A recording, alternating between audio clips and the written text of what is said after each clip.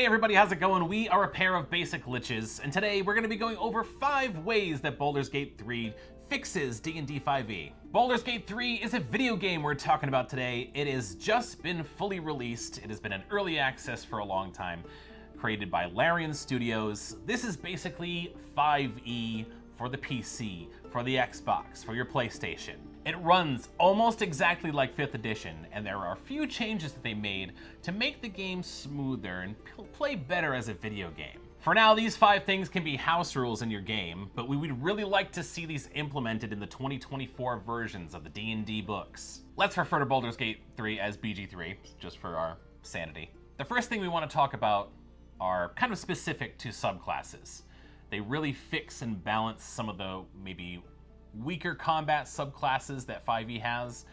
I want to point out the Beastmaster in this one because the Beastmaster can sort of fall short in 5e. I'm not talking about the Tasha's Cauldron of Everything version that kind of fixes the issues of the player handbook one. But in BG3, the Beastmaster gets a selection of 5 different companions, and each of these different companions has kind of a toolkit.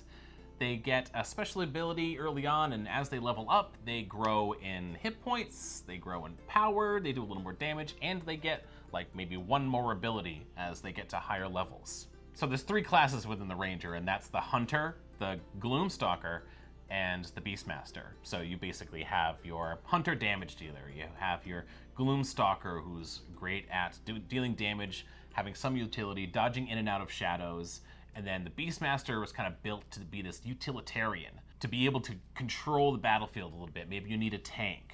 The Bearer can be a tank. They can run in, they can taunt things to attack them. They have a little bit more hit points. You could use the Raven. The Raven can fly around the battlefield, so if there's a lot of ledges, high rises, floating platforms, they can just fly to enemies, they can blind one enemy and help you get advantage on them. And then you have the Wolf, which allows you to do a little bit more damage and like knock a creature prone. It's just more interesting ways to engage combat than your normal 5e Beastmaster can. There are a lot of other changes to subclasses, but I just kind of want to bring that up and highlight one of them to show you that they've really balanced, at least mechanically, within combat, how some of these subclasses work. That makes sense. We know that Wizards of the Coast is currently in the process of tweaking and making changes to the subclasses so that they're more balanced, they're more fun. It makes sense that Larian Studios would kind of preemptively do this anyway to make sure that what you're playing in the game doesn't suck. The thing I really want to hone in on here is playtesting. Having BG3 as something to play around with, like the developers from Larian Studios should be working hand in hand with Wizards of the Coast to be able to play test and implement new subclass ideas and balancing tweaks, because you're going to be able to get instant feedback, instant data that they can use and figure out. It's going to be way more helpful than these Unearthed Arcana these packets that they're sending out every few months. And people are filling out these surveys that are like, strongly agree, somewhat agree. You don't know how these things are weighted in any way. And when I'm talking about play testing here, I'm specifically talking about like primarily for combat abilities and figuring out how that stuff is going to work on a tabletop. You're not losing much from having people at the table or not. No. You can very quickly sort of understand, hey, is this in line with other abilities and other classes around this level? And they can do that over and over again, and they can simulate different types of combats, different types of situations, and you can be like, yeah, this feels viable. This feels like something that we should be putting into those 2024 D&D core rulebooks. This next change that BG3 kind of shows 5e is kind of a 2-parter. This is more of house rules that have been implemented into BG3 that a lot of D&D 5e players use already, and very commonly. First one being the automatic successes and crits on ability checks. If you roll a 1 on the d20 die, you automatically fail. You roll the 20 on the d20 die during an ability check, like using your athletics, using your investigation, you automatically succeed. Now for the video game, this didn't really make too much of a difference. Like if you succeed, then you're basically going to go to the path where it succeeds and the conversation leads into the successful direction.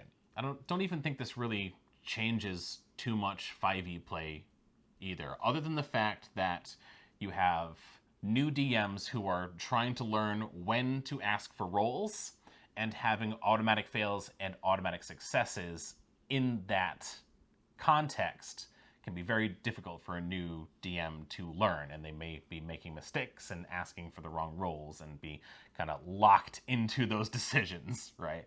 This is another thing that I think is kind of brilliant, and I think Wizards of the Coast should take note of.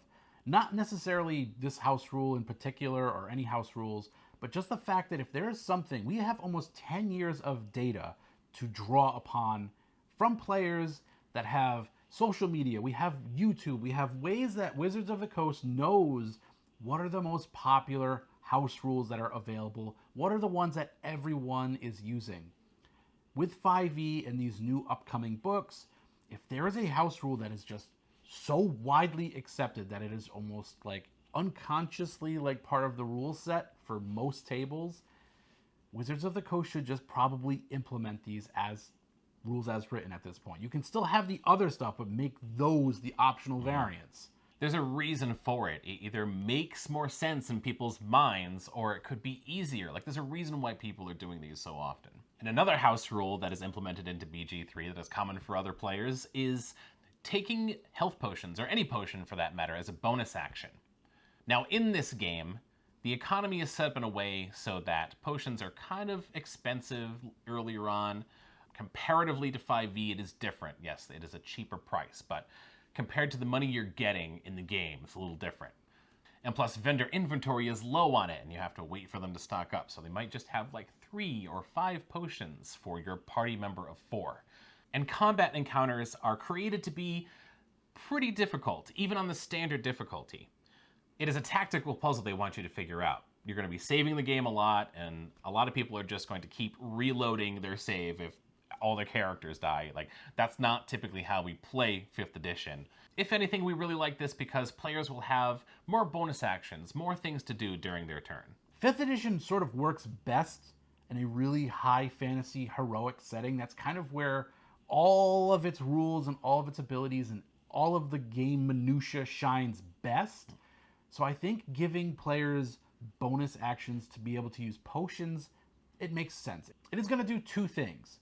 First, it is going to give you more tactical options as a player while you're in combat. You're going to have more things to think about. If you have 1 or 2 potions on your belt, you can just grab them as a bonus action, just quaff the potion, and then go on doing more badass stuff. Makes perfect sense. You also won't need like a dedicated healer at lower levels, perhaps. So the fighter could just use second wind and maybe have 1 potion per quest, or maybe they find another potion during the quest, so it's not incredibly game-breaking.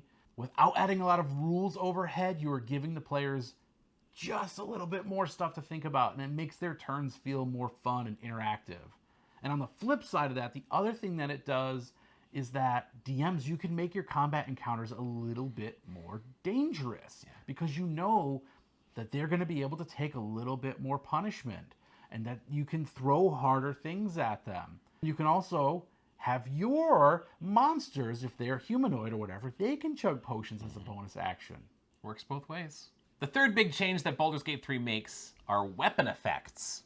I'm really just calling them weapon effects because a lot of the magical weapons in the game will give you an ability that you can use and come back at a long rest, or it'll give you a spell that you could cast without needing to use spell slots. But I'm mainly talking about those actions and bonus actions that every weapon will typically give you. Like the 2-handed hammer has something different than the 1-handed hammer.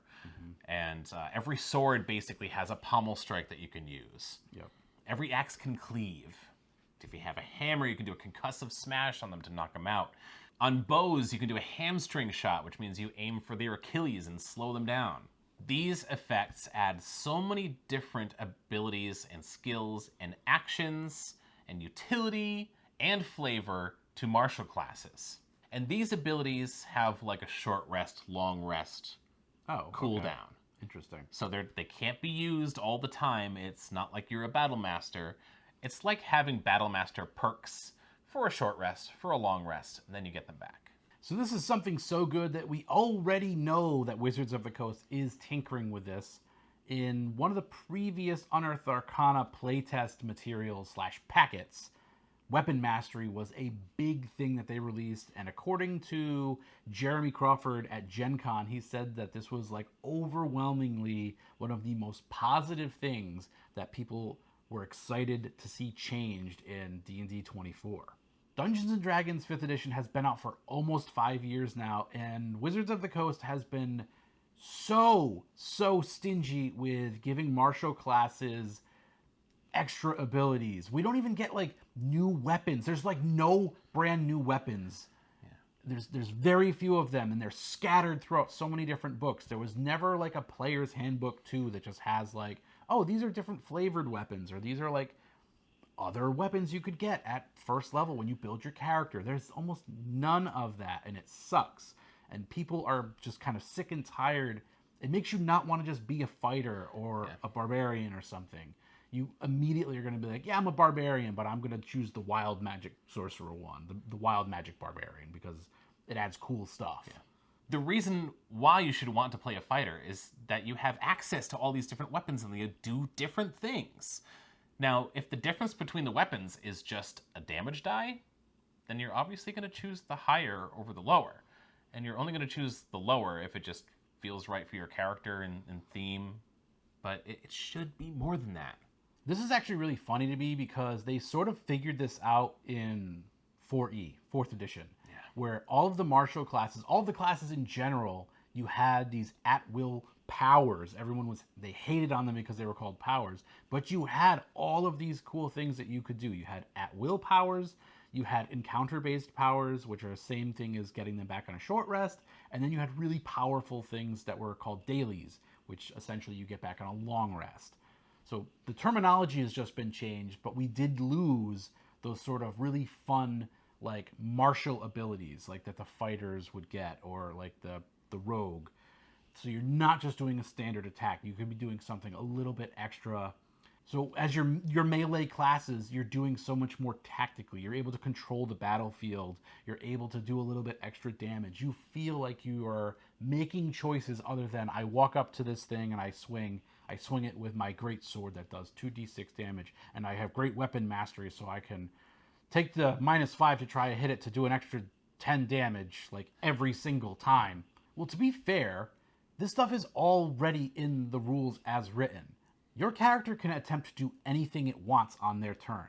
And if you take the attack action and you're like, hey, I want to try to hinder this creature or this humanoid's movement, and I want to slash at their hamstrings, the DM should roll with that. But the problem is that most DMs are either going to give you the effect or the damage, but not both. So they're not going to give you those, because again, now you'd be nerfing sort of like a battle master by allowing this stuff. So it's like, you can do this stuff, but it's up to the dungeon master to sort of figure it out all on their own. It's just not hard-coded into the rules. But if you're a fighter with 2 attacks, I don't see that there's anything wrong with being like, I'm going to do a pommel strike to try to stun this guy, or, do something. And then you're like, okay, because he's going to do a con save or something to try to, which is probably happening in Baldur's Gate 3. Yeah. Behind the scenes. It's doing die rolls that you just don't see. And then with your second attack as the fighter, after you do the pommel strike, you can attack again. So this stuff is in the game, but almost nobody I play with thinks to do this stuff. They just attack twice. They don't think about these fun tactical maneuvers to do. So having them hard-coded, I think, is a huge step in the right direction. Baldur's Gate 3 fix number 4. Multiclass restrictions have been removed. This means that if you pick a class at the beginning of the game and then you would like to multiclass into a different class, you don't have to meet those like 15 dexterity to enter this class requirements. This is another no-brainer. This 100% should be in the 2024 books, because multiclassing is the primary way that you're able to customize your character in 5e in any sort of meaningful way. When you pick a subclass and when you pick all of your stuff, everything's just on autopilot. It's like leveling up in a video game that gives you no choices. It's like, hey, you've hit level 5. You get this ability. It's not great. It's not a fun feeling. It's fun to get new stuff, but it's even more fun to pick your own stuff. And that's what multiclassing does. And I think it's just difficult enough that a new player is intimidated by it. They're like, oh, I need to have that requisite of that skill needs to be this high, and I wasn't anticipating it, or blah, blah, blah. Just get rid of it. It doesn't matter. People are going to multi-class anyway. Just make it a little bit easier. I believe we're still keeping the proficiencies that you get from multi-classing, like that table that you can only acquire specific proficiencies from classes when you multi-class into them. Like, you won't get heavy armor proficiency if you're multi-classing into fighter later on. If you start fighter, yes, you start in heavy armor, right? Like that type of thing. It's just those ability score requirements that they require before you move into multi-classing that are removed. Get rid of them, make multi-classing easier. It's the funnest way to sort of make your character feel more unique and like something that's different. If we're both playing rogues and we're both arcane tricksters, besides the spells we take, we're going to have the same goddamn character. And for the fifth fix that Baldur's Gate 3 makes to D&D is the changes to resting. Short rests, long rests, and the camp supplies that you need to long rest. In Baldur's Gate 3, you can short rest twice. Short resting gives you 50% of your life back. So if you were at 25% life, getting 50% back, you'd be at 75% life. If you're at half life, then you're fully healed. You need a total of 40 camp supplies to long rest for the night. Even the druid spell Goodberry can make 1 camp supply per Goodberry. We love this system so much that we've already implemented it into one of our games. It sounds so cool, and it really does fix something that is kind of like hotly debated and people really have strong opinions on in 5e. I like that it's hard-coded that you only get those 2 short rests, because it takes the guesswork out of all of this for a brand new dungeon master. They're just like, hey, you can only do 2 short rests per adventuring day. And if you want to settle down for a long rest and you're like out in the wilderness or somewhere, the way we're doing it in the campaign that Kamo's running is that every person equals 10 camp supplies. You need to have 10 of them. So if there's 4 of us in the party, we need 40 total in order to be able to long rest in a dungeon or in the wilderness. And camping supplies are sort of an abstracted currency. They can be foraging for nuts and berries, or going hunting, or finding fresh water. It can be like anything that you want it to be. It's just sort of like, hey, you've just discovered a cache of something that you can use to help you hunker down for the night. It just adds so much flavor to the game that I love that stuff so much. But more importantly, those 2 short rests are the thing that I like most, because you get a fixed amount of hit points back during that short rest. Goodbye to hit dice. Yeah. I love the concept of hit dice. They are really, really great. They're so confusing to new players.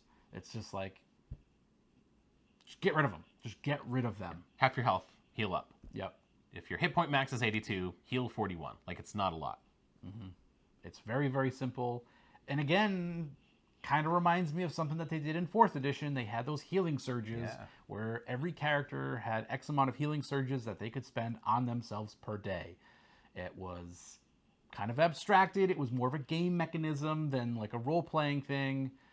People didn't really like it, but it's clean and it makes sense. And the way that they're describing it here is like the same thing, but with flavor. Yeah. And I guess the final thing that, like, when we're play testing the camping stuff, is it's about encumbrance. That's going to bring encumbrance into play a little bit, because it's what are you doing, like 1 pound per camp supply or something, just making it very, very simple. So if one person decides to be like, I'm going to have all of the camping supplies, they're just going to be like this jingling, jangling, loud mess that's carrying like 40 pounds of just junk so everyone can hunker down. Yeah, in the game, that is the restriction. And I love this ratio, too, of 2 short rest to long rest, because that has been the recommended pacing that Wizards of the Coast has given the resting periods. It's like there should be 2 rests to 1 long rest. They say it, I think, in the DMG.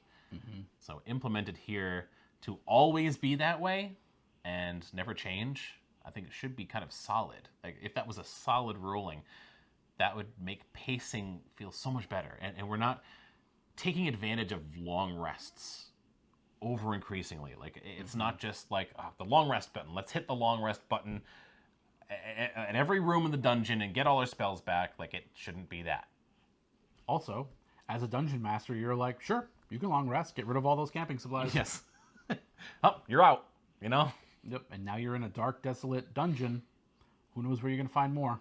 We need your support, guys. If you liked this video, please consider giving it a like, subscribe to Basic Glitches for new videos, and toll the net for notifications. If you're playing through Baldur's Gate 3 right now, let us know of all the things that have been changed that you want to see in D&D 24, the things that we missed in this video. I kind of watched a few videos from like developers and stuff, and one of them really stuck out to me, so this is kind of like a bonus little tidbit of knowledge that I thought was interesting and that I wanted to share with you, or we wanted to share with you. They were talking about the fighter class, and they were specifically talking about how much they love the champion subclass, because it's very, very rules light. It doesn't give you a lot, and you're critting more, and you do get a couple of class features. But then he was saying that the class really excels and shines because you are proficient in everything, all the weapons, all the armor. So when it comes time for loot, and it comes time for magic items, all of that stuff should be going to that fighter, or a lot of it should be going. Most of it, yeah. A lot of it should be going to that fighter. That is what sort of fills in the deficiencies for not getting all those cool class abilities. And it was just like such a light bulb moment for me. Because when I run my 5e games, I don't know about you, I'm very guilty of not giving the players enough magic items because I'm very fearful that it is going to ruin encounter balancing. It's going to make it more of a pain because something else I have to sort of think about, or I'm afraid it's just going to make them just overpowered for the level that they're at. And it might, like a dungeon that I've come up with is going to be completely screwed over because I just happened to give them this one magic item. But you know what? 5e, when it was initially designed, like Forgotten Realms, they gave you like an X amount. They're like, at 5th level, you should have this many sort of common items or +1 weapons and stuff. And I've always tried to sort of weirdly adhere to that or come in like a little under that. But with like the advent of Critical Role and all these other live streaming games, we see how much more fun it is to just play up the heroics, play up the high fantasy setting of Forgotten Realms or Wildmount or wherever Critical Role is trouncing about in their games. But you can do it with magic items, and you can make those martial classes specifically find stuff that's really going to make them shine and make them feel like awesome. Because you can only get 3, right? You can only have 3 things, 3 attunes. 3 attunements. Yep. Not every magic item requires attunement, but the more powerful ones do. Yeah.